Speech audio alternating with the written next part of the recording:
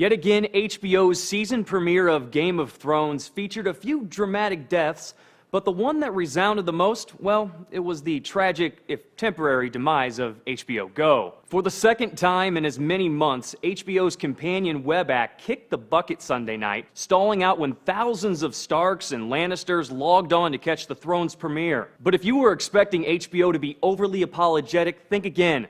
Many HBO Go users aren't exactly paying the iron price, ducking paid subscriptions and using their girlfriends, dads, bosses, dentists, dogs' password to tune in. In response to the outrage, HBO's Go account tweeted, "We're sorry for all of the trouble, but if you're an HBO subscriber, the Game of Thrones premiere replays at 11 p.m. Eastern Standard Time." And Gizmodo sarcastically scolded these so-called Moochers. What they should have done instead? Actually subscribe to HBO. Crazy, I know. The outage isn't the first one. Early last month, Go infamously cut out right after the season finale of True Detective aired, leading Vanity Fair's Richard Lawson to opine, "Go thieves acknowledge that fees are too high, but are happy with someone else paying them as long as they get to watch for free. And then they complain when it doesn't work? But if you don't know anyone with an account they'd like to share, there are plenty of other unsavory ways to check in on Westeros." The Thrones premiere broke its own piracy record Sunday night, with over 1 million unique IP addresses torrenting the episode soon after it was posted online. And the other illegal way?